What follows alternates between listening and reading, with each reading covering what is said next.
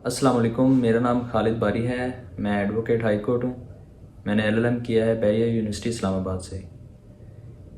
काफ़ी ज़्यादा दोस्तों की तरफ से सुनने को मिल रहा है कि मेरी जो वीडियोस होती हैं वो ज़्यादातर ख़वातीन के राइट्स पे होती हैं, तो आप ख़ावंद के राइट्स को क्यों नहीं डिस्कस करते।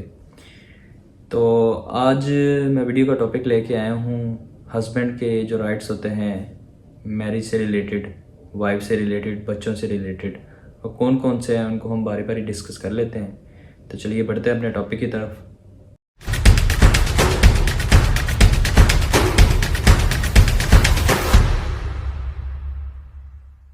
चूँकि ख़वातीन का तबका जो है ये एक ऐसा कमज़ोर तबका है जिसको सपोर्ट की ज़्यादा ज़रूरत है। ज़ाहिर सी बात है, जब कोई ज़्यादा कमज़ोर हो तो उसको सपोर्ट की उतनी ही ज़्यादा ज़रूरत होती है।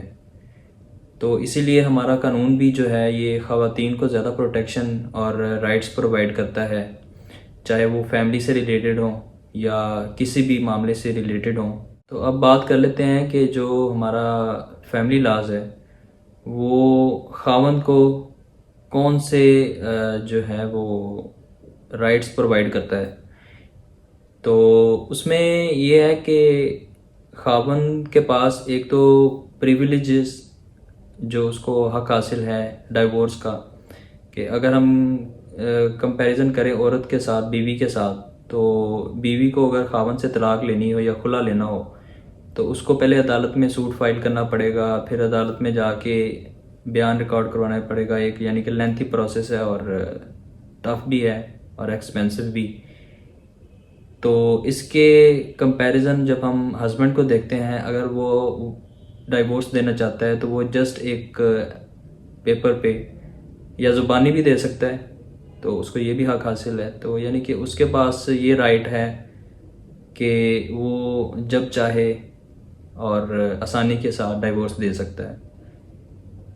इसके अलावा हस्बैंड को जो राइट हासिल है वो रेस्टिट्यूशन ऑफ कंजुगल राइट्स का भी है। मींस के अगर उसकी बीवी अपने अज़दवाजी जो ड्यूटीज़ हैं वो पूरी नहीं कर रही या वो गैर आबाद हो चुकी है, चाहे वो हस्बैंड के साथ रहकर या अपने मेके में जाकर गैर आबाद हो चुकी है, तो उसको आबाद करने के लिए, उसकी ड्यूटीज़ को फुलफ़िल करवाने के लिए हस्बैंड कोर्ट से रजू कर सकता है, suit for restitution of conjugal rights दायर कर सकता है, जिसमें कोर्ट जो है वो उसके हक़ में फ़ैसला सुनाती है और वाइफ को ऑर्डर करती है कि वो अपनी जो शादीशुदा ज़िंदगी हैं उनको बेहतर तरीके से गुजारें। इसके अलावा अगर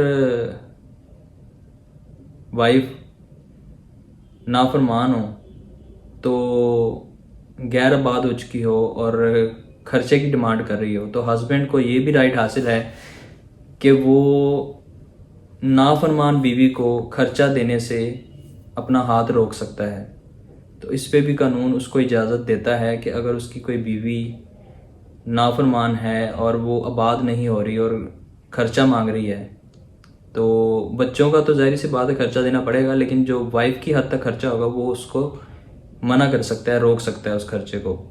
तो एक तो ये भी राइट हो गया उसका। इसके अलावा अगर उसकी बीवी गैर आबाद है, उसके साथ नहीं रह रही, तो वो दूसरी शादी भी कर सकता है। इस पे भी उसको कानून की कोई पाबंदी नहीं है। बस एक रिक्वायरमेंट है कि अगर उसकी बीवी उसके साथ नहीं है, मैके चली गई है, गैर आबाद है, तो वो पहले तो अपनी बीवी को बताए कि मैं दूसरी शादी करने लगा हूँ, अगर तुम मेरे साथ आबाद नहीं होना चाहती तो अगर तो वो हो जाती है तो वेल एंड गुड, अगर नहीं होती तो फिर यूनियन काउंसिल से इजाज़त लेके तो वो दूसरी शादी भी कर सकता है। तो ये भी उसके पास राइट है। तो अब बात कर लेते हैं बच्चों से रिलेटेड उसके कौन से राइट्स हैं। कि मतलब कि बच्चों से मिलने को उससे कोई नहीं रोक सकता। इवन के जब तलाक हो जाती है, तलाक के बाद या खुला हो जाता है थ्रू कोर्ट, और कोर्ट डिसाइड कर देती है कि खावंद जो है यानी कि हस्बैंड, एक्स हस्बैंड, वो अपने बच्चों से कब मिल सकता है, तो ना सिर्फ उन डेट्स को जिन डेट्स में अदालत ने तय किया हो तब मिल सकता है, इसके अलावा कोई अगर इवेंट आ जाता है, कोई ईद, कोई सालगिरह, कोई अहम इवेंट्स, उन पे भी वो उनको बच्चों को मिल सकता है, ये भी उसके पास राइट है। और इवन के वो उनको साथ ले जा भी सकता है, घर भी ले जा सकता है, या किसी मुकाम पे पार्क वगैरह में सैर के लिए या खाने के लिए भी ले जा सकता है। तो ये भी खावंद के पास राइट्स हैं। तो मेरे ख्याल से ये काफ़ी ज़्यादा राइट्स हैं जो हस्बैंड को प्रोवाइड किए जाते हैं। इवन कि हमारे कानून लेडीज़ को, फीमेल्स को ज़्यादा प्रोटेक्शन प्रोवाइड करता है, लेकिन राइट्स तो हस्बैंड्स के भी बनते हैं।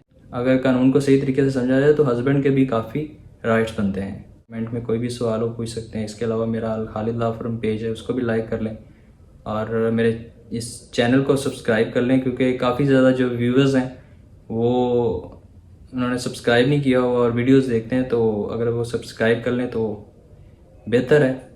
तो सब्सक्राइब कर लें भाई, और बेल आइकन को भी प्रेस कर लें ताकि मेरी आने वाली वीडियोस आप तक पहुंचती रहे। Thank you so much. अल्लाह हाफिज़।